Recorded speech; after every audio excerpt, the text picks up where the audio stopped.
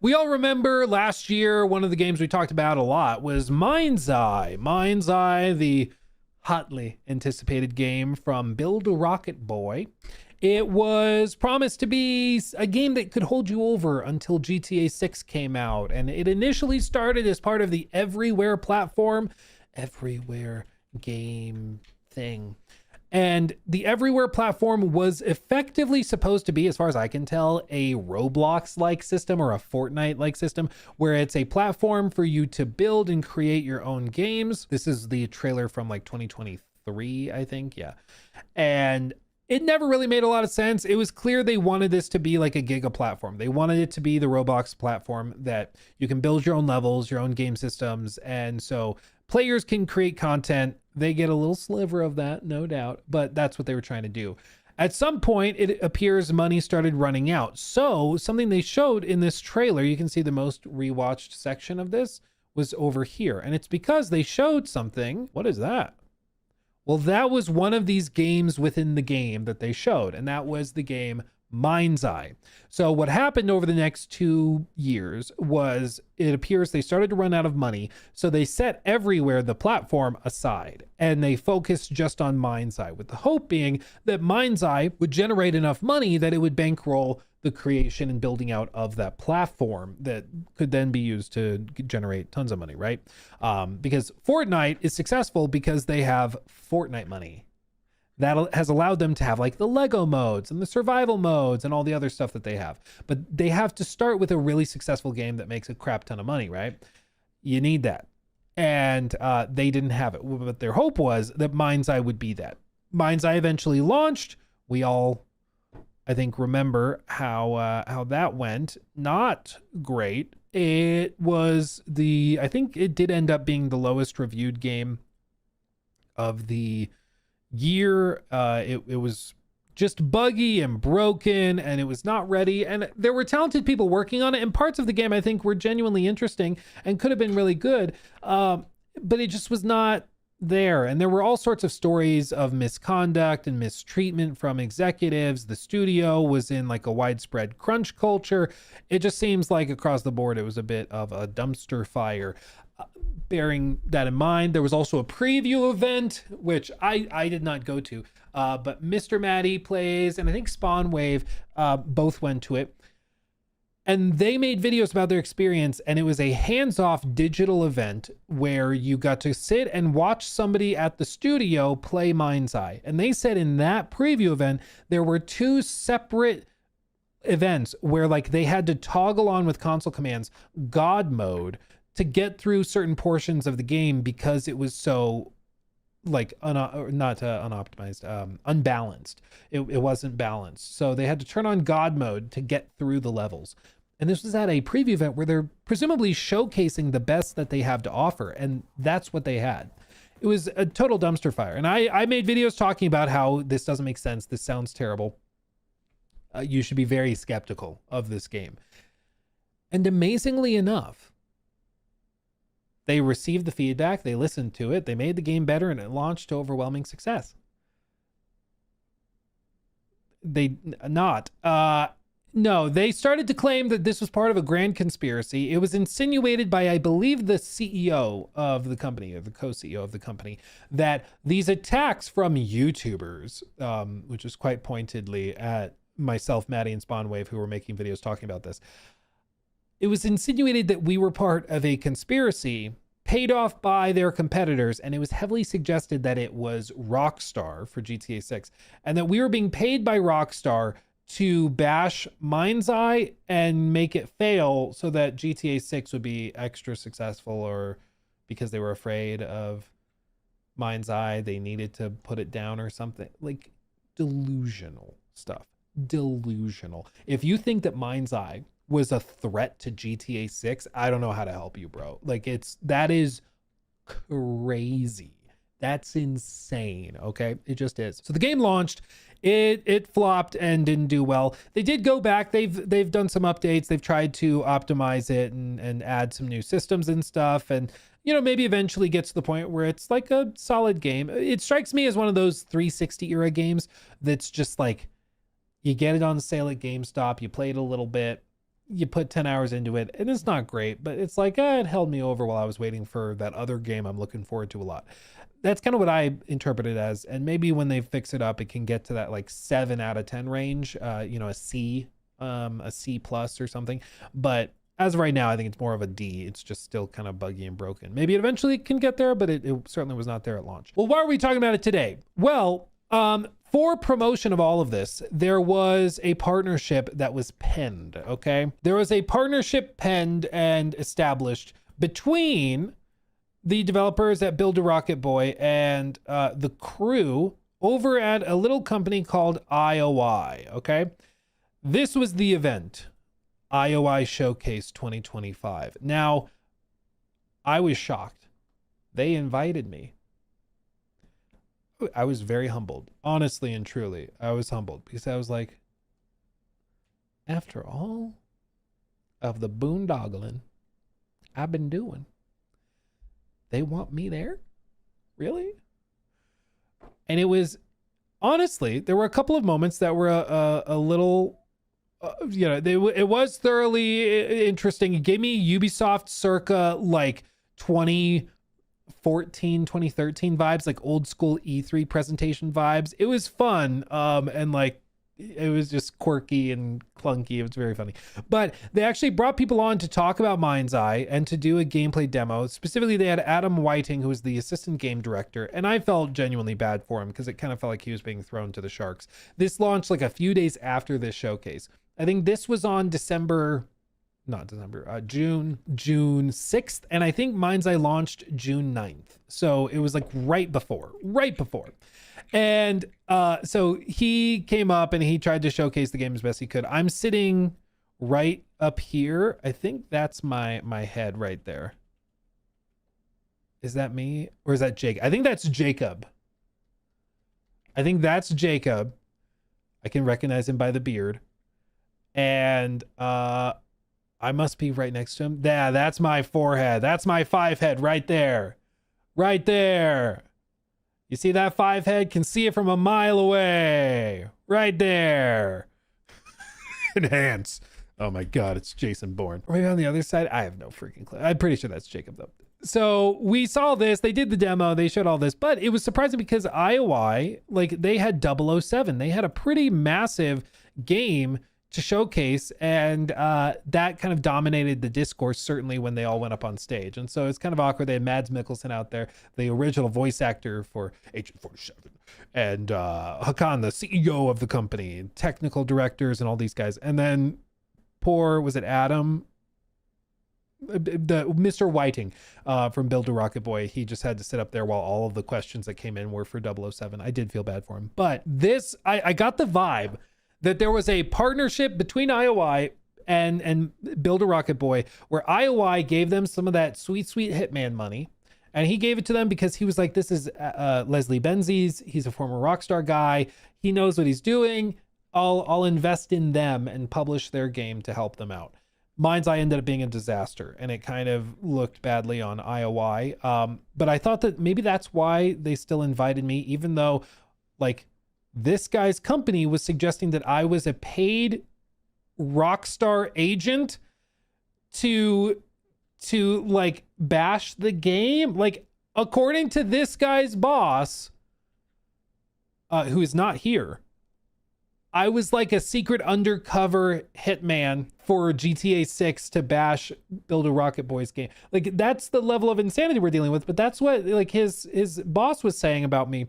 And yet I was invited to the event. So I got the vibe that, the invitations, which were run by Hakan and IOI, they were fed up with Build a Rocket Boy. I think they were sick and tired of this game taking forever, being super expensive, looking poorly, showing poorly, and being kind of a stain on their reputation. So I think they were just like, suck it up. You're going to put the game out on June 9th and then we're going to be done. I think that's what happened. And they just said, screw it, figure it out.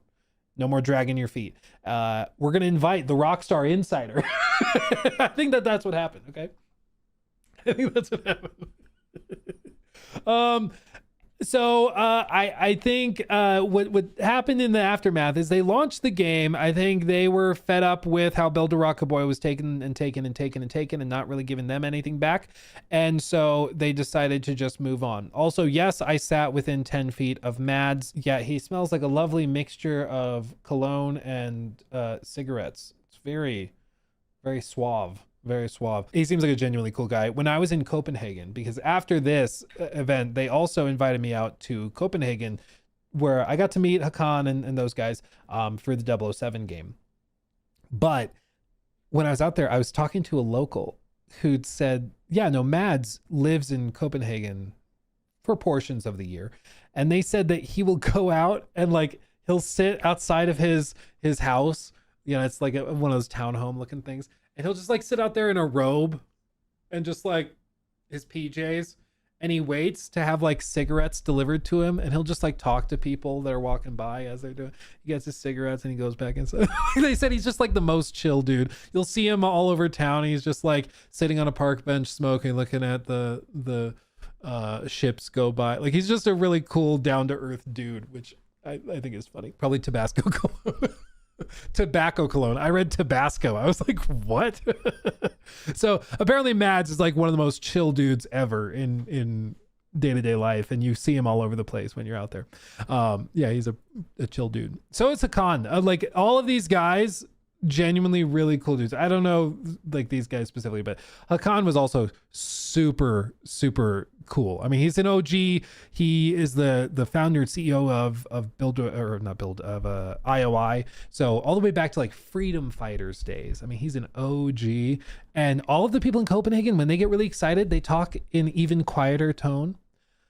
It's like the more excited they get, the quieter they get. So it's like, we're really excited to share with you the game that we've been working on for years, and we think you're really going to like it. It's really something truly special. I am shaking from excitement. I cannot wait for you to see what we have ready for you. It's so exciting. It's just, and everybody's like that. Everybody's like that. You walk into Denmark and your blood pressure drops because it's just like chill. It's hard to describe, but it just is. So, why are we talking about all this? What's this building up to? Well, it is official. Tom Henderson reported that Build a Rocket Boy is ending its publishing partnership with IOI officially on MindsEye. They've learned that the developers behind MindsEye Build a Rocket Boy are planning to announce soon that they've decided to part ways with their publisher IO Interactive. I don't know how much of that was on them, but that's what is happening. According to sources close to the impending news, the decision is driven by Build a Rocket Boy's desire to bring its publishing in-house and gain more control over its future. That includes faster decision-making, simpler communication, and greater control over the player experience. I personally think what they're going to do, you know what I think they're going to do? I think they're going to go to Daddy Tencent. Or possibly the Saudis. I'm not sure. Maybe the Saudis, maybe they try to get some money from like the United Arab Emirates, the UAE, and their sovereign investment fund or whatever they call it. I think that they're going to go to one of those guys, get some cash money, sell to them to pay off their debts and to bankroll whatever else they do. I think that's what they're going to do. And I think IOI is standing in the way of that. So IOI is like, okay, we can sever our obligations. There's probably something where like IOI needs a certain amount of money to disconnect the contract because they fronted a lot of money to market MindsEye and to put it out there.